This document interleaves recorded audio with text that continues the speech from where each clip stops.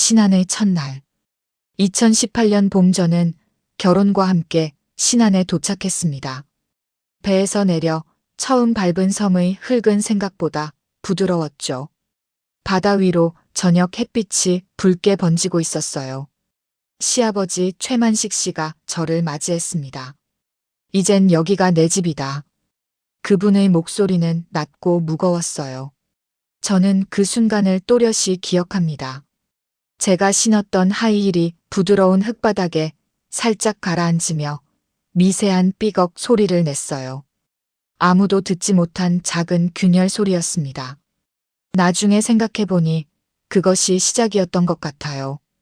고생 많이 했구나. 도윤이는 제 짐을 들어주며 말했습니다. 여기 공기 좋지. 서울보다 훨씬 깨끗해. 저는 고개를 끄덕였어요. 그때는 정말 그렇게 생각했거든요. 갈매기들이 머리 위로 날아가며 날카로운 소리를 내고 있었습니다. 그 소리가 묘하게 환영 인사 같기도 했고 경고 같기도 했어요. 집으로 가는 길에 마을 사람들이 나와서 구경했습니다. 외국인 며느리가 왔네. 참 예쁘게 생겼다. 한국말 잘하나? 속삭이는 소리들이 들렸어요. 저는 어색하게 인사했습니다. 모든 시선이 저를 평가하고 있다는 느낌이었죠. 시아버지께서 빨간 장갑을 제 손에 쥐어주셨습니다. 내일부터 배 타자. 고기잡이 배워야지. 네, 알겠습니다. 그분은 이 바다에서 평생을 살아왔다고 하셨어요. 고기잡이가 집안의 주요 생계 수단이라고요. 도윤이는 육지 일 때문에 자주 나가니까 너라도 도와줘야 한다. 시아버지의 말씀에 저는 당연히 그래야 한다고 생각했습니다. 베트남에서 자란 저도 가족을 위해서라면 무엇이든 할 준비가 되어 있었거든요. 베트남에서도 물고기 잡아봤냐? 아니요. 처음이에요. 그럼 처음부터 다시 배워야겠네. 시아버지의 눈빛이 날카로워지는 것을 느꼈어요. 마치 저를 평가하고 있는 것 같았죠. 그 시선 속에는 단순한 호기심 이상의 무언가가 있었습니다. 당시에는 몰랐지만 지금 생각해보면 그것은 소유욕이었어요. 저녁 식사 자리에서 시아버지는 계속 말씀하셨습니다. 여기서는 한국식으로 살아야 한다. 이제 한국 사람이니까 한국 방식을 따라야지. 저는 젓가락 사용법부터 밥 먹는 자세까지 지적받았어요. 젓가락을 너무 위로 잡아. 밥그릇을 들고 먹어야지. 김치는 이렇게 먹는 거야. 숨이 막히는 기분이었지만 참았습니다. 새로운 가족이니까 적응해야 한다고 생각했어요. 하지만 매 순간마다 제가 틀렸다는 식으로 지적받는 것이 점점 부담스러워졌습니다. 도윤이는 중간에서 어쩔 줄 몰라 했어요. 아버지, 천천히 익숙해지시겠어요. 괜찮아, 리나. 시간이 지나면 다 적응돼. 그날 밤 저는 창문을 열고 바다를 바라봤습니다.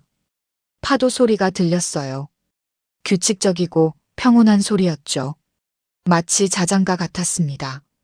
달빛이 바다에 반사되어 은빛길을 만들고 있었어요.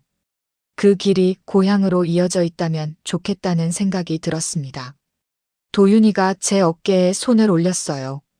힘들면 언제든 말해. 괜찮아요. 새로운 시작이잖아요. 빨간 장갑을 만지작거리며 저는 잠들었습니다. 내일부터 시작될 바다 생활을 생각하니 조금 설레기도 했죠. 하지만 불안함도 함께 스며들고 있었어요. 그 불안함이 예감이었다는 것을 그때는 몰랐습니다. 바다에서의 적응. 2019년부터 2020년까지 저는 섬 생활에 적응해야 했습니다. 도윤이는 육지일로 집을 비우는 날이 많았어요. 건설 회사에서 프로젝트 매니저로 일하고 있었는데 출장이 잦았습니다. 그럴 때마다 저는 시아버지와 단둘이 바다로 나갔죠. 새벽 오시면 어김없이 깨워주셨습니다. 일어나라. 고기들이 기다린다. 시아버지의 목소리는 언제나 똑같았어요. 감정의 기복이 없었죠. 마치 기계처럼 정확하고 차가웠습니다. 처음 며칠은 바다에 나가는 것만으로도 신기했어요. 수평선까지 펼쳐진 푸른 바다, 하얀 거품을 만들며 배를 따라오는 물결들, 갈매기들의 날카로운 울음소리. 모든 것이 새로웠습니다. 하지만 이를 배우는 것은 쉽지 않았어요. 금을 정리하는 법, 미끼 꿰는 법, 고기 종류별로 구분하는 법. 모든 것이 낯설었습니다. 이것도 못하냐? 답답해서 못 보겠다. 시아버지의 목소리가 거칠어지는 것을 느꼈어요. 처음에는 단순히 서투른 제가 답답하셔서 그런 것이라고 생각했습니다. 죄송해요. 다시 해볼게요. 베트남 사람들은 다 이렇게 멍청하냐? 그런 말을 들을 때마다 가슴이 아팠어요. 제가 베트남 사람이라는 것이 죄가 되는 것 같았거든요. 하지만 참았습니다. 가족이니까 시간이 지나면 좋아질 거라고 생각했어요. 창고에서 도구를 챙길 때마다 문이 바람에 흔들렸습니다. 문고리에서 나는 삐걱 소리가 신경 쓰였어요. 어느 날부터는 안쪽에서 철컥하고 잠기는 소리가 들리기 시작했습니다. 문고리가 고장났는지 내부에서만 잠금이 되는 것 같았어요. 문고리가 이상해요. 밖에서 열리지 않는 것 같은데. 그런가? 나중에 고쳐야겠네. 하지만 시아버지는 고칠 생각이 없어 보였습니다. 오히려 그 상태를 그대로 두려는 것 같았어요. 바다에서의 첫 달을 기억합니다. 저는 그물 정리도 제대로 못했어요. 손이 굳어서 제대로 움직여지지 않았거든요. 게다가 배 위에서의 균형 잡기도 어려웠습니다. 날이 지날수록 시아버지의 요구사항은 더 까다로워졌습니다. 이렇게 하면 안 돼. 저렇게 해야지. 매번 다른 방식을 요구하셔서 혼란스러웠어요. 어느 날 저는 물었습니다. 어제는 이렇게 하라고 하셨는데 오늘은 왜 다르게 하라고 하시나요? 상황에 따라 다른 거야. 그것도 모르냐? 대답은 늘 그런 식이었어요. 제가 이해할 수 없는 논리였지만 저는 계속 맞추려고 노력했습니다. 마을 사람들 앞에서 시아버지는 완전히 다른 모습이었어요. 우리 며느리가 참 부지런해요. 바다일도 금방 배우고 사람들이 칭찬할 때마다 저는 어색했습니다. 바다에서의 시아버지와 마을에서의 시아버지가 너무 달랐거든요. 균열의 시작. 잠시 후 저를 부르셨어요. 여기 정리 좀 도와다오. 저는 곧바로 선장실로 들어갔어요. 들어간 순간 시아버지는 문을 잠그시고 저를 돌아봤어요. 순간 뭔가 이상하다는 느낌이 들기 시작했어요. 아버님, 뭘 정리하면 되죠? 저는 어색하게 웃으며 물었습니다. 평소에 인자하고 자상한 얼굴은 온데간데 없었습니다. 그 자리에는 욕망이 번들거리는 전혀 모르는 낯선 남자의 얼굴만이 있었어요. 여기는 바다다. 아무도 오지 않는다. 아무리 소리를 질러도 들리지 않아. 아버님, 저는 말을 채 마치기도 전에 그분이 저를 향해 성큼 걸어오기 시작했습니다. 마치 사냥감을 노리는 맹수처럼. 저는 본능적으로 뒷걸음질 쳤어요. 그는 거칠게 나를 안았고 저는 두 손으로 그분의 가슴을 밀어내려 했어요. 하지만 평생 바다일로 단련된 그분의 몸은 바위처럼 단단했어요. 아버님, 안 돼요. 저는 절규하며 소리쳤지만 그분은 전혀 개의치 않았어요. 나의 입술과 가슴에 그의 거친 숨결이 닿았고 거친 그의 탐욕을 견뎌야 했어요. 그 순간 시간이 멈춘 것 같았습니다. 바다 위의 햇빛도 갈매기 소리도 파도 소리도 모든 것이 사라졌어요. 오직 공포와 절망만이 남았습니다. 그렇게 끔찍한 시간이 지난 후 나는 바닷바람에 귀를 기대며 마음을 진정시켜야 했어요. 시아버지는 마치 아무 일도 없었다는 듯이 다시 일을 시작했습니다. 일 끝나면 집에 가자. 오늘 수학이 좋네. 저는 대답할 수 없었어요. 목구멍이 메말라서 소리가 나오지 않았거든요. 손이 떨려서 그물도 제대로 잡을 수 없었습니다. 바다에서 돌아온 후 저는 남편이 알아챌까봐 아무 일도 없던 것처럼 지내야 했어요. 샤워를 하면서 몸을 문질러도 그 느낌이 사라지지 않았습니다. 거울을 보니 제 얼굴이 창백해져 있었어요. 오늘 힘들었지? 고생했어. 도윤이가 제 어깨를 감싸 안았을 때 저는 움츠러들었습니다. 모든 접촉이 두려워진 거예요. 괜찮아요. 그냥 피곤해서. 거짓말이었습니다. 괜찮지 않았어요. 전혀 괜찮지 않았습니다. 내일은 더 일찍 나가자. 오늘보다 2배는 잡아야 한다. 그리고 시아버지의 요구는 날마다 늘어났습니다. 바다에 나갈 때마다 그 선장실에서 같은 일이 반복되었어요. 저는 저항했지만 소용없었습니다. 소리 지르지 마라. 어차피 아무도 듣지 못해. 이것도 며느리 도리야. 시아버지 말에 순종하는 것이지. 그분은 자신의 행동을 정당화하는 말들을 계속했어요. 저는 그런 말들이 얼마나 끔찍한지 그때야 알았습니다. 그 무렵부터 한국어 노트에 단어들을 적기 시작했습니다. 처음엔 어업 용어들이었죠. 그물, 미끼, 조류. 그런데 어느 순간부터 다른 단어들이 적혀 있었어요. 안전, 도망, 증거. 왜 그런 단어들을 적었는지 당시엔 이해할 수 없었습니다. 마치 무의식이 저보다 먼저 알아챈 것 같았어요. 제 내면 깊은 곳에서는 이미 탈출을 꿈꾸고 있었던 거죠. 어느 날 바다에서 돌아오는 길에 넘어졌어요. 피로에 지쳐 있고 매번 시아버지의 요구를 감당하느라 다리가 휘청했거든요. 조심성도 없이. 시아버지는 부축해주지도 않으셨어요. 그냥 혀를 차며 앞서 걸어가셨죠. 무릎에서 피가 났지만 참았습니다. 집에 가서 혼자 치료했어요. 상처를 치료하면서 저는 생각했습니다. 이것이 정상인가? 하지만 답을 찾을 수 없었어요. 주변에 물어볼 사람도 없었고 한국의 가족 문화를 이해하지 못하는 건지도 모른다는 생각도 들었거든요. 4장. 가면 뒤의 진실. 도윤이가 집에 돌아오면 시아버지는 완전히 다른 사람이 되었습니다. 린이 참 부지런하다. 금방 배우더라. 우리 며느리 덕분에 고기가 더 많이 잡히는 것 같아. 저는 그런 말들을 들을 때마다 혼란스러웠어요. 낮에 바다에서 들었던 거친 말들과 너무 달랐거든요. 마치 다중인격자를 보는 것 같았습니다. 아버지, 린이 다쳤어요. 어느 날 도윤이가 제 무릎 상처를 보고 물었습니다. 바다에서 넘어졌나? 네, 괜찮아요.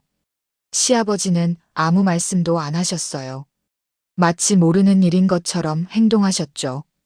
그 차가운 무관심이 더 아팠습니다.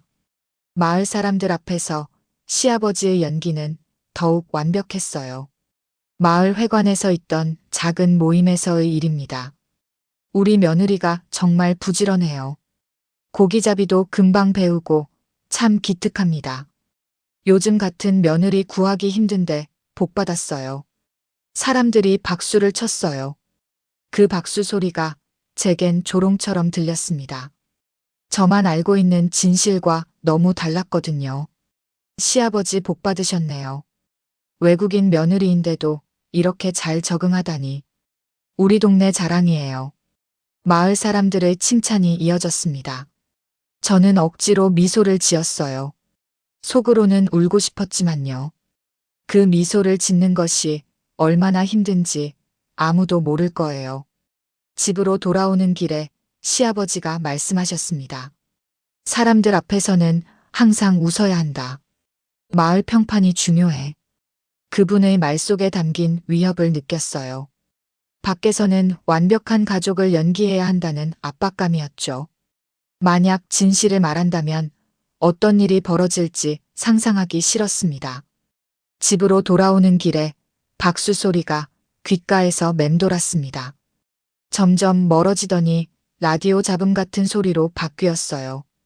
현실과 가면 사이의 경계가 흐려지는 느낌이었죠. 마을에서 인정받고 있잖아. 아버지도 내 이야기할 때 자랑스러워 하세요. 좀 더 참아. 도윤이는 여전히 이해하려 하지 않았습니다. 저는 더 이상 할 말이 없었어요. 제가 겪는 현실을 아무도 믿으려 하지 않았거든요. 그날 밤 저는 한국어 노트를 다시 꺼냈습니다. 새로운 단어들을 적기 시작했어요. 증언, 기록, 탈출. 왜 그런 단어들이 떠오르는지 알 수 없었지만 적지 않으면 안 될 것 같았어요. 마치 제 무의식이 저에게 신호를 보내고 있는 것 같았습니다. 창밖으로 바다가 보였어요. 밤바다는 낮과는 완전히 달랐습니다. 검은 물결이 끝없이 펼쳐져 있었고 멀리서 등대 불빛이 깜빡이고 있었어요. 그 불빛이 마치 도움을 요청하는 신호 같았습니다. 밤이 되면 창고 문고리가 또 철컥 소리를 냈습니다. 바람 때문인지 아니면 다른 이유 때문인지 알 수 없었죠. 그 소리를 들을 때마다 가슴이 답답해졌어요. 잠들기 전까지 바다를 바라보며 생각했습니다. 이것이 정상인 걸까? 다른 가정에서도 이런 일이 있는 걸까? 답을 찾을 수 없었어요. 인터넷도 자유롭게 쓸 수 없었고, 마을에서 다른 며느리들과 깊은 이야기를 나눌 기회도 없었거든요.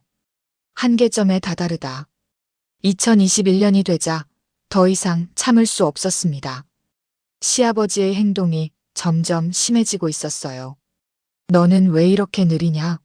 한국 사람들 앞에서 창피하게 하지 마라. 바다에서 일할 때마다 듣는 말들이었습니다. 어느 날은 제가 그물을 잘못 정리했다며 손목을 세게 잡으셨어요. 이렇게 하는 거야. 손목에 빨간 자국이 남았지만 아무에게도 말할 수 없었습니다. 도윤이가 보면 또 가족이니까 이해해야 한다는 말만 들을 게 뻔했거든요. 그뿐만 아니었습니다. 시아버지는 제 일거수일투족을 감시하기 시작했어요. 화장실에 가는 시간, 식사하는 방식, 잠드는 시간까지 모든 것이 통제되었습니다. 물 마실 때도 허락받아라. 이 집에서는 내가 가장이다. 저는 도윤이에게 털어놓았어요. 시아버지가 너무 심해요. 바다에서 계속 소리를 지르시고 그리고 저를. 더 이상 말이 막혀서 대답이 나오지 않았어요. 그것까지는 얘기하고 싶지 않았어요. 부끄럽기도 했고 믿어주지 않을 것 같기도 했거든요. 도윤이의 반응은 예상과 달랐습니다. 아버지 혼자 두면 안 돼. 조금만 참아. 가족이니까 이해해줘야지. 아버지도 스트레스가 많으세요. 저는 그 말을 듣고 더 절망스러웠어요.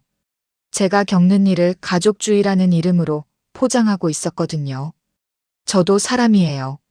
이렇게 당할 이유가 없어요. 그래도 시어른을 공경해야지. 도윤이는 여전히 이해하려 하지 않았습니다. 저는 완전히 고립된 기분이었어요. 가장 가까운 사람조차 제 편이 되어주지 않는다는 절망감이 밀려왔습니다. 그날 밤 저는 처음으로 심각하게 도망을 생각했습니다. 하지만 어디로 가야 할지, 누구에게 도움을 청해야 할지 몰랐어요. 언어도 완전하지 않았고 한국 사회의 시스템도 잘 모르고 있었거든요. 무엇보다 두려운 것은 아무도 제 말을 믿어주지 않을 것 같다는 생각이었습니다. 시아버지는 마을에서 존경받는 어부였고 저는 그냥 외국인 며느리였으니까요. 6장. 감시와 통제. 2022년 여름 상황은 더욱 악화되었습니다. 시아버지의 감시와 통제가 일상이 되었어요. 화장실 가려면 미리 말해라. 물 마실 때도 허락받고 바다에서 일할 때 제 모든 행동을 제약하셨습니다. 심지어 바다를 바라보는 것조차 허락하지 않으셨어요. 딴 생각하지 마라. 일에만 집중해. 저는 시아버지에게 조심스럽게 말씀드렸습니다. 일할 때 라디오 틀고 싶어요. 음악 들으면서 하면 더 재미있을 것 같아서요. 시아버지는 잠시 생각하시더니 고개를 끄덕였어요. 그래라. 심심하겠지. 하지만 그분의 눈빛에는 뭔가 계산하는 기색이 있었습니다. 나중에 생각해보니 그것도 저를 더 효과적으로 통제하기 위한 방법이었던 것 같아요. 저는 중고 라디오를 하나 구했습니다. 오래된 것이었지만 녹음 기능이 있었어요. 처음엔 그 기능을 몰랐는데 우연히 발견했죠. 바다에서 일할 때 라디오를 켰습니다. 음악이 나오면서 분위기가 조금 나아지는 것 같았어요. 하지만 시아버지의 태도는 여전했습니다. 이것도 못하냐? 답답해서 못 보겠다. 베트남 사람들은 다 이렇게 멍청하냐? 빨리 들어와라. 빨리 끝내자. 거친 말들과 저를 탐욕하던 거친 호흡들이 라디오 마이크 근처에서 울렸어요. 환경음과 함께 메아리처럼 녹음되고 있었죠. 저는 그것을 나중에야 알았습니다. 그 무렵 저는 매일 밤 일기를 쓰기 시작했습니다. 한국어와 베트남어를 섞어서요. 오늘도 바다에 나갔다. 시아버지의 말이 점점 거칠어진다. 도윤이는 모른다. 아니, 알고 싶어 하지 않는다. 나는 어떻게 해야 할까? 일기를 쓰는 것만이 제 마음을 달래는 유일한 방법이었어요. 누구에게도 말할 수 없는 것들을 종이에라도 털어놓을 수 있었거든요. 어느 날 김춘배라는 분이 물 한 컵을 건네주었어요. 제가 바다에서 돌아오는 길이었죠. 하늘은 소리 없는 목격자요. 춘배 아저씨의 말씀이 이상했어요. 무슨 뜻인지 알 수 없었지만 왠지 의미심장하게 들렸죠. 그분은 창고 문고리를 유심히 보고 계셨어요. 나사 하나가 덜 조여져서 덜컹거리네요. 춘배 아저씨의 시선이 그곳에 머물렀습니다. 문고리가 고장났네요. 안에서만 잠기는 것 같던데. 위험하지 않을까요? 저는 대수롭지 않게 말했어요. 하지만 춘배 아저씨의 표정은 심각했습니다. 혹시 도움이 필요하면 언제든 말씀하세요. 아저씨의 말이 가슴에 와 닿았어요. 누군가 저를 걱정해주고 있다는 느낌이었죠. 오랫동안 잊고 있던 따뜻함이었습니다. 그날 밤 저는 라디오를 다시 살펴봤어요. 녹음 버튼을 눌러보니 낮에 있었던 일들이 고스란히 담겨 있었습니다. 시아버지의 거친 목소리, 욕설, 그리고 나를 정복하는 거친 숨소리까지. 저는 그 파일을 지울까 고민했어요. 하지만 뭔가에 이끌려 그대로 두었습니다. 마치 증거를 남겨야 한다는 본능 같은 것이었죠. 매일 녹음 파일이 쌓여갔습니다. 시아버지의 폭언, 제가 울먹이는 소리, 바다 위에서 벌어지는 모든 일들이 담겨 있었어요. 다시 해. 제대로 안 하면 오늘 저녁도 없다. 그분의 협박과 요구는 점점 더 심해졌어요. 음식을 주지 않는다는 위협까지 하기 시작했습니다. 7장. 깨진 구두와 첫 번째 탈출 시도. 2022년 가을, 저는 한계에 도달했습니다. 더 이상 참을 수 없었어요. 그날도 바다에서 시아버지의 폭언이 이어졌습니다. 이 쓸모없는 것은 돈만 축내고. 저는 결심을 굳혔습니다. 더 이상 이곳에 있을 수 없다고. 시아버지가 외출한 틈에 저는 방안을 뒤졌습니다. 여권과 신분증을 찾아야 했거든요. 손이 떨렸지만 포기할 수 없었어요. 서랍을 열 때마다 삐걱 소리가 났어요. 들킬까봐 가슴이 두근거렸죠. 시아버지가 언제 돌아올지 모르는 상황에서 시간은 금이었습니다. 서랍 깊숙한 곳에서 제 서류들을 찾았습니다. 여권, 외국인 등록증, 그리고 결혼증명서까지. 가슴에 품고 조용히 방을 나왔어요. 현관문이 찰칵하고 잠기는 소리가 들렸죠. 시아버지가 외출하실 때 나는 소리였습니다. 저는 숨을 죽이고 집을 나섰어요. 하지만 현관에서 제 구두굽이 뚝하고 완전히 부러졌습니다. 그동안 미세하게 균열이 가 있던 것이 마침내 부서진 거예요. 마치 제 상황을 상징하는 것 같았습니다.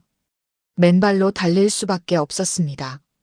숨이 가빠졌고 심장이 터질 것 같았습니다. 뒤에서 발자국 소리가 들렸어요. 시아버지가 돌아오신 건 아닐까 하는 공포가 엄습했죠. 고개를 돌아보니 다행히 아무도 없었지만 공포는 사라지지 않았습니다. 선착장까지 달렸는데 도윤이가 나타났어요. 리나, 어디 가는 거야? 왜 맨발로 나왔어? 저는 말할 수 없었어요. 숨이 너무 가빠서 제대로 된 말이 나오지 않았거든요. 우리를 생각해봐. 제발 돌아가자. 아버지가 얼마나 걱정하실까? 도윤이의 말에 저는 허탈했어요. 시아버지가 걱정할 리 없다는 걸 알고 있었거든요. 저는 더 이상 못 살겠어요. 시아버지가 저에게 하는 일을 몰라요. 저는 용기를 내어 말했습니다. 가족끼리 무슨 일이 있어도 해결할 수 있어. 집으로 가자. 저는 말없이 도윤이를 바라봤습니다. 할 말이 없었어요. 아니, 할 말이 너무 많아서 어디서부터 시작해야 할지 몰랐죠. 결국 집으로 돌아왔습니다. 실패였어요. 그날 밤 창고 문고리가 또 철컥하고 잠겼습니다. 안에서만 잠기는 그 소리가 유독 크게 들렸어요. 시아버지는 제가 도망치려 했다는 사실을 알고 계셨어요. 다시는 이런 일 없어야 한다. 여기가 내 집이다. 그분의 목소리에 담긴 위협을 느꼈어요. 더 이상 자유로운 움직임은 허용되지 않을 것 같았습니다. 저는 부러진 구두를 바라보며 울었습니다. 제 꿈도 저 구두처럼 부서진 것 같았거든요. 하지만 포기할 수는 없었어요. 라디오에 녹음된 파일들이 있었고 부러진 구두도 증거가 될 수 있었습니다. 저는 다시 계획을 세우기 시작했어요. 그날 밤부터 저는 모든 것을 더 체계적으로 기록하기 시작했습니다. 시아버지가 하는 말, 제가 느끼는 감정, 시간과 장소까지 상세하게 적었어요. 언젠가는 이 기록들이 도움이 될 거라고 믿었거든요. 더욱 강화된 감시. 탈출 시도 이후 시아버지의 태도는 완전히 바뀌었습니다. 감시는 더욱 철저해졌고 통제는 더욱 세밀해졌어요. 화장실 갈 때도 문 열어놔라. 5분 이상 있으면 확인하러 간다. 제 프라이버시는 완전히 사라졌습니다. 숨을 쉬는 것조차 허락을 받아야 하는 기분이었어요. 바다에서의 일은 더욱 힘들어졌습니다. 도망치려 했으니까 더 열심히 해야지. 감시받는 기분이 어때? 시아버지는 제 탈출 시도를 계속 언급하며 괴롭히셨어요. 정신적인 고문이었습니다. 어느 날은 제가 그물을 제대로 정리하지 못했다며 바다에 밀어 넣으셨습니다. 물에 빠져 죽어도 누가 모른다. 차가운 바닷물에 몸이 젖으며 공포가 엄습했어요. 죽을 수도 있겠다는 생각이 들었습니다. 덜덜 떨고 있는 저희 젖은 몸을 보더니 또다시 지옥이 시작되었어요. 그때부터 저는 매일 사진을 찍기 시작했습니다. 몸의 상처, 창고 문고리, 부러진 구두까지. 모든 것이 증거가 될 수 있다고 생각했거든요. 핸드폰 카메라로 조용히 찍어두었어요. 혹시라도 발각될까봐 주로 밤에 화장실에서 찍었습니다. 목격자와 쪽지.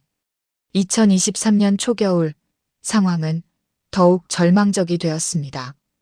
저는 춘배 아저씨를 찾아갔습니다. 더 이상 혼자서는 할 수 없다고 판단했어요. 도와주세요. 저는 라디오와 사진들을 아저씨에게 보여드렸습니다. 문고리 사진도 있었고 부러진 구두 사진도 있었어요. 그리고 몸의 상처들까지. 춘배 아저씨는 오랫동안 말없이 들어주셨습니다. 이건 심각한 문제요. 알겠어요. 내 조카가 변호사랑 아는 사이니까.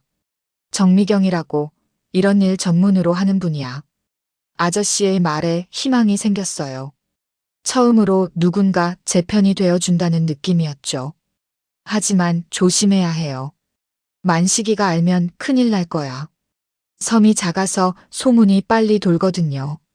며칠 후 관광객으로 가장한 정미경 변호사가 섬에 왔어요.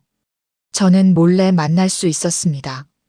섬의 작은 카페에서 만났는데 마치 우연히 만난 것처럼 연출했어요. 증거가 충분해요. 특히 문고리 구조는 감정받으면 강력한 증거가 될 거예요. 라디오 녹음 파일도 결정적이고요. 변호사의 말에 저는 울음이 터졌어요. 드디어 누군가 제 말을 믿어주고 있었거든요. 하지만 신중해야 해요. 계획을 세밀하게 세워야 합니다. 섬에서 나가는 것도 쉽지 않고 안전을 보장해야 하니까요. 그날 밤 염전 가로등 아래에서 빨간 장갑 한 짝이 바람에 펄럭이고 있었어요. 잠시 후 소금물에 풀썩하고 가라앉았습니다.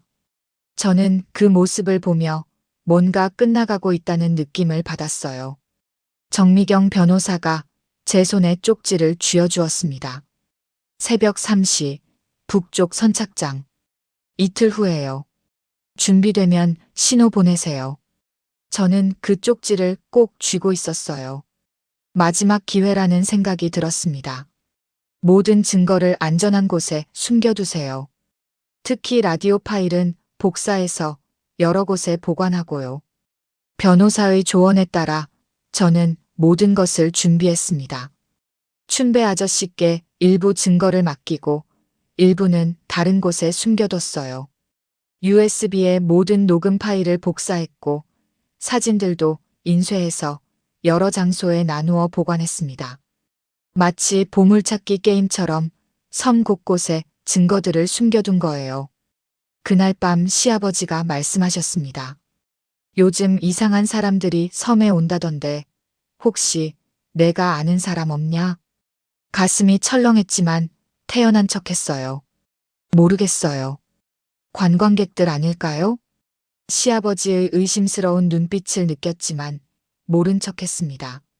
안으로는 심장이 터질 것 같았지만 겉으로는 최대한 자연스럽게 행동했어요. 마침내 약속된 날이 다가왔습니다. 탈출과 진실의 폭로. 2023년 겨울 드디어 그날이 왔습니다. 새벽 3시 저는 조용히 집을 나섰어요. 시아버지의 잠든 숨소리를 확인하고 천천히 일어났습니다. 항상 안에서만 잠기던 창고 문이 이번에는 바깥에서 찰칵하고 열리는 소리가 났습니다. 정미경 변호사와 여성 인권 활동가들이 와 있었어요. 괜찮아요. 이제 안전해요. 천천히 나오세요. 검은 창고 내부는 과거를 상징하는 것 같았어요. 새벽 빛이 스며드는 바깥은 새로운 현재였죠. 저는 준비해둔 가방을 들고 그들과 함께 움직였습니다. 가방 안에는 여권, 신분증, USB, 그리고 부러진 구두가 들어 있었어요. 뒤돌아보지 않았어요. 돌아보면 용기가 꺾일 것 같았거든요. 선착장에서 배를 기다리는 동안 춘배 아저씨가 나타났습니다. 잘 가요. 용기 있는 선택이었어요. 증거들은 안전하게 보관해뒀으니 걱정 마세요. 아저씨의 따뜻한 말에 눈물이 났어요. 이 작은 섬에서도 저를 도와준 사람이 있었다는 사실이 고마웠죠. 저는 그들과 함께 섬을 빠져나왔습니다. 배 위에서 뒤돌아본 섬은 이상하게 작게 보였어요. 그렇게 거대하게 느껴지던 감옥이 이렇게 작은 곳이었다니. 이제 시작이에요. 힘들겠지만 끝까지 함께 할게요. 정미경 변호사의 말에 저는 고개를 끄덕였습니다. 11장. 법정에서의 싸움. 육지에 도착하자마자 저는 경찰서로 향했습니다. 경찰서에서 진술서를 작성할 때 손이 떨렸어요. 그동안 참았던 모든 것들을 말로 표현해야 했거든요. 피해 사실을 자세히 말씀해 주세요. 증거들도 차례대로 제출하고요. 라디오 녹음 파일을 들려줄 때 경찰관들의 표정이 심각해졌어요. 시아버지의 폭언들이 생생하게 들렸고 거친 숨소리와 저의 반항하는 소리까지 모든 것이 녹음되어 있었어요. 이건 정말 심각한 사안이네요. 즉시 수사에 착수하겠습니다. 문고리 사진을 볼 때는 수사관이 혀를 찼어요. 내부에서만 잠기는 구조라니. 의도적인 감금이 명백하네요. 언론에서도 관심을 가졌어요. 저는 라디오 뉴스에서 제 이야기를 들었습니다. 신안군의 한 외국인 며느리가 시아버지의 성폭력과 학대를 폭로했습니다. 녹음 증거와 함께 고발장을 제출했다고 합니다. 뉴스를 들으며 저는 복잡한 감정을 느꼈어요. 부끄럽기도 했지만 후련하기도 했죠. 드디어 제 목소리가 세상에 전해지고 있었습니다. 도윤이가 찾아왔어요. 가족 체면이 있잖아. 이렇게까지 할 필요가 있었냐? 저는 녹음 파일을 들려주었습니다. 그리고 문고리 구조를 촬영한 사진도 보여줬어요. 이게 다 증거야. 시아버지가 저에게 한 일들의 증거라고. 도윤이는 아무 말도 할 수 없었어요. 처음으로 진실을 마주하고 있었거든요. 몰랐어. 정말 몰랐다고. 아버지가 설마 이럴 줄은. 도윤이의 변명을 들으며 저는 허탈했어요. 정말 몰랐을까? 아니면 모른 척 했을까? 정의의 실현. 법정에서 증거가 재생될 때 저는 방청석을 바라봤습니다. 고개를 숙인 사람들, 시아버지의 굳은 턱선이 보였어요. 저는 규칙적으로 호흡하며 증언을 이어갔습니다. 피고인이 저에게 한 말과 행동들을 녹음으로 들려드리겠습니다. 라디오에서 나오는 시아버지의 목소리가 법정에 울렸어요.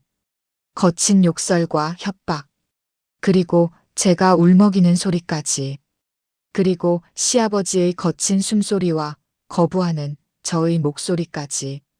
문고리 감정서도 제출합니다. 내부에서만 잠금이 가능한 구조로 의도적인 감금의 증거입니다. 모든 증거가 제출되었을 때 저는 안도감을 느꼈어요. 드디어 진실이 세상에 드러났다는 생각이 들었거든요. 시아버지의 변호사가 반박했습니다. 이는 가족 내부의 갈등을 과장한 것입니다. 문화적 차이에서 오는 오해일 수도. 하지만 증거는 너무나 명확했습니다. 녹음된 음성, 사진들, 의료진단서까지 모든 것이 저의 증언을 뒷받침했어요. 판결이 나왔습니다. 징역 7년, 위자료 5천만 원이었어요. 피고인의 행위는 용인될 수 없는 범죄 행위입니다. 피해자가 제출한 증거들로 범죄 사실이 명확히 입증되었습니다. 판사의 말을 들으며 저는 울었어요. 드디어 제가 겪은 일들이 인정받았다는 안도감 때문이었죠. 법정을 나서는 길에 춘배 아저씨가 기다리고 계셨어요. 고생 많았어요. 용기 있는 선택이었습니다. 아저씨의 따뜻한 말에 저는 고개를 깊이 숙였어요. 그분이 없었다면 불가능했을 일이었거든요. 새로운 시작. 2025년 봄, 저는 광주에서 분식집을 열었습니다. 오랜 꿈이었어요. 제 손으로 직접 요리를 만들어 사람들에게 따뜻한 음식을 대접하고 싶었거든요. 가게 이름은 린의 작은 부엌이었어요.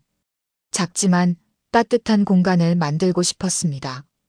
문 앞에는 특별한 것들을 넣어뒀습니다. 부러진 옛 구두굽과 빨간 장갑 한 짝을 액자에 넣어서요. 그 밑에는 작은 글귀를 적어뒀어요. 어두운 곳에 머물지 않기. 손님들이 그것을 보고 궁금해했지만 저는 자세히 설명하지 않았어요. 그냥 미소만 지었죠. 분식을 만들며 저는 행복했어요. 누군가를 위해 맛있는 음식을 만든다는 것이 이렇게 보람될 줄 몰랐거든요. 어느 날 젊은 여성이 찾아왔어요. 베트남에서 온 결혼 이주 여성이었습니다. 언니, 저도 힘들어요. 도와주세요. 그 순간 저는 알았어요.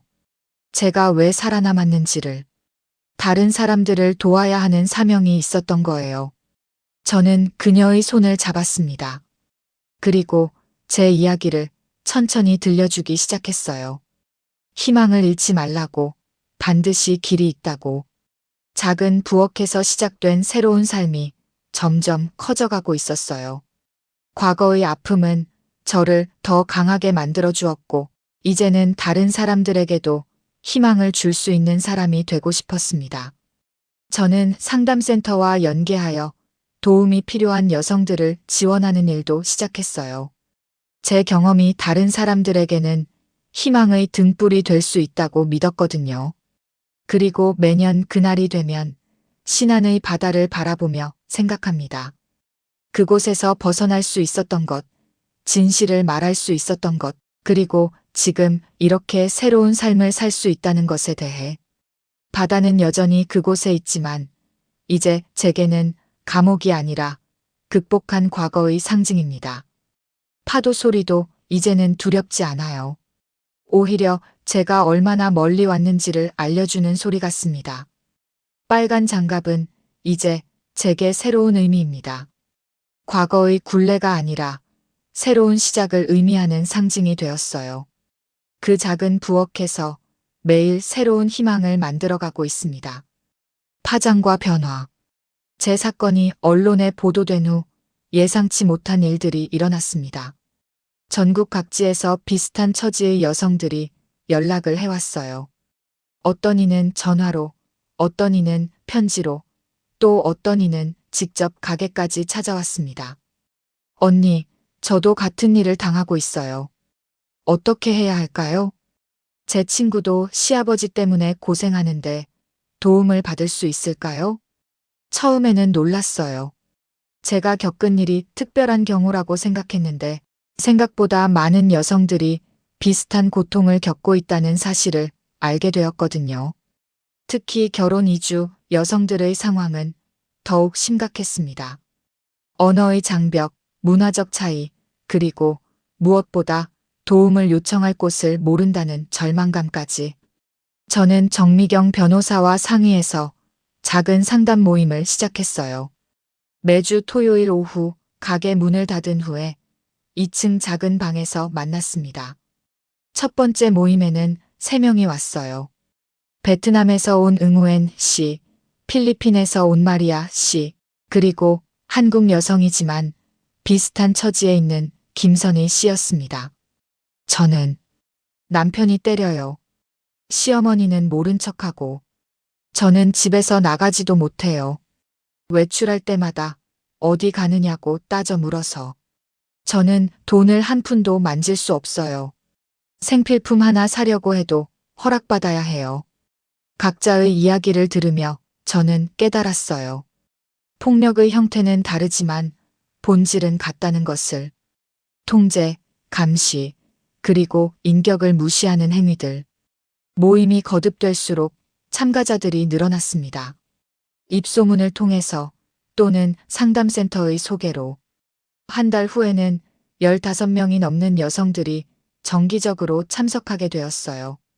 저는 제 경험을 나누면서 그들에게 말했습니다. 여러분은 혼자가 아니에요. 그리고 여러분이 당하는 일들이 정상적인 것이 아니라는 걸 기억하세요. 증거를 남기세요. 사진이든 녹음이든 일기든 언젠가는 도움이 될 거예요. 무엇보다 포기하지 마세요. 반드시 길이 있어요. 시아버지의 감옥 생활. 한편 시아버지는 교도소에서 복역 중이었습니다. 간혹 도윤이가 면회를 다녀와서 상황을 알려주곤 했어요. 아버지가 많이 후회하고 계세요. 린 씨에게 사과하고 싶다고 하세요. 처음 그 말을 들었을 때 저는 복잡한 감정이 들었어요. 분노, 슬픔, 그리고 묘하게도 안도감까지. 지금 와서 후회한다고 해서 제가 겪은 고통이 사라지는 건 아니에요. 알아요. 그래도 전해드리고 싶었어요. 도윤이도 많이 변했습니다. 처음에는 저를 원망하기도 했지만 시간이 지나면서 자신이 얼마나 무관심했는지 깨닫게 되었다고 했어요. 제가 정말 몰랐어요. 아니, 알려고 하지 않았던 것 같아요. 너무 미안해요. 이제라도 알게 되신 거잖아요. 그것만으로도 다행이에요. 도윤이는 이혼 서류에 순순히 서명했습니다. 위자료나 재산 분할 같은 것도 요구하지 않았어요. 오히려 제가 새로운 삶을 시작할 수 있도록 도와주겠다고 했습니다. 16장. 마을의 변화. 신안의 작은 마을에도 변화가 일어났습니다. 처음에는 제가 가족 문제를 세상에 알린 나쁜 며느리로 여겨지기도 했어요. 하지만 사실이 명확해지고 언론 보도가 이어지면서 마을 사람들의 시선도 달라졌습니다. 춘배 아저씨가 전해준 소식으로는 이제는 오히려 저를 용기 있는 여성으로 기억하는 사람들이 많다고 했어요. 리니가 용감했어. 우리도 몰랐던 일이었는데 잘 견뎠다. 다른 며느리들도 이제는 좀 더 목소리를 낼 수 있게 되었어. 실제로 그 마을에서도 가정폭력 신고가 늘어났다고 합니다. 저의 사례가 다른 여성들에게 희망을 준 것이죠. 하지만 모든 변화가 순탄했던 것은 아닙니다. 여전히 저를 비난하는 목소리도 있었고, 특히 나이 든 분들 중에는 가족 문제를 밖으로 알렸다며 불편해하는 분들도 계셨어요.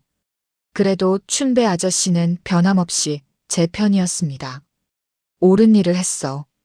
누가 뭐라고 해도 리니가 한 일이 정의로운 거야. 심리적 치유 과정. 광주에서의 새로운 삶이 시작된 지 1년이 지났을 때 저는 여전히 악몽에 시달리고 있었습니다. 밤마다 시아버지의 거친 목소리가 들리고 창고의 철컥하는 문소리에 잠이 깼어요.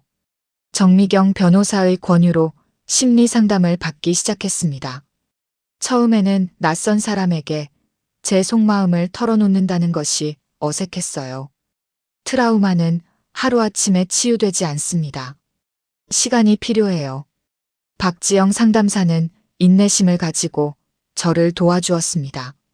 매주 상담을 받으면서 조금씩 마음의 짐을 덜어낼 수 있었어요. 린 씨가 살아남은 것, 그리고 목소리를 낸 것 자체가 대단한 용기예요. 이제는 과거에 매이지 말고 현재와 미래에 집중해 보세요. 상담을 받으면서 저는 글쓰기 치료도 시작했습니다. 매일 일기를 쓰되 부정적인 감정뿐만 아니라 긍정적인 일들도 함께 기록하는 거예요. 오늘은 단골 할머니가 분식이 맛있다고 칭찬해 주셨다. 작은 일이지만 마음이 따뜻해졌다. 상담 모임에서 마리아 씨가 남편과 대화를 시도해 봤다고 했다. 작은 변화지만 희망적이다. 춘배 아저씨로부터 안부 전화가 왔다. 여전히 저를 걱정해 주시는 마음이 고맙다. 이런 작은 기록들이 쌓이면서 제 마음도 조금씩 밝아졌어요. 사회 활동의 확대, 가게 운영이 안정되고 심리적으로도 어느 정도 회복이 되면서 저는 더 적극적인 사회 활동을 시작했습니다. 먼저 광주시 다문화 가족지원센터와 협력하여 정기적인 상담 프로그램을 만들었어요. 제 경험을 바탕으로 한 위기 상황 대처법 강의도 시작했습니다. 증거를 남기는 방법, 긴급 상황에서의 대처법, 법적 도움을 받는 방법 등 실질적인 정보를 전달했어요. 강의를 하면서 만난 여성들 중에는 정말 심각한 상황에 처한 분들도 많았습니다. 어떤 분은 남편이 여권을 빼앗아서 고국 방문도 못하고 있었고, 어떤 분은 경제적 통제로 인해 한 푼의 용돈도 없이 살고 있었어요. 그런 분들을 도우면서 저는 제가 얼마나 운이 좋았는지 깨달았습니다. 춘배 아저씨라는 목격자가 있었고 정미경 변호사를 만날 수 있었으며 무엇보다 증거를 수집할 수 있는 상황이었으니까요. 하지만 모든 여성들이 제처럼 운이 좋은 것은 아니었습니다. 그래서 저는 더 체계적인 도움을 제공하고 싶었어요. 2025년 봄 저는 광주에서 분자집을 열었습니다. 오랜 꿈이었어요. 제 손으로 직접 요리를 만들어 사람들에게 따뜻한 음식을 대접하고 싶었거든요. 가게의 이름은 린의 작은 부엌이었어요. 작지만 따뜻한 공간을 만들고 싶었습니다. 문 옆 전시대에는 특별한 것들을 넣어뒀습니다. 부러진 옛 구두급과 빨간 장갑 한 짝을 액자에 넣어서요. 그 밑에는 작은 글귀를 적어뒀어요. 안 돼 머물지 않기. 손님들이 그것을 보고 궁금해했지만 저는 자세히 설명하지 않았어요. 그냥 미소만 지었죠. 분자를 만들며 저는 행복했어요. 누군가를 위해 맛있는 음식을 만든다는 것이 이렇게 보람될 줄 몰랐거든요. 작은 부엌에서 시작된 새로운 삶이 점점 커져가고 있었어요. 과거의 아픔은 저를 더 강하게 만들어 주었고, 이제는 다른 사람들에게도 희망을 줄 수 있는 사람이 되고 싶었습니다.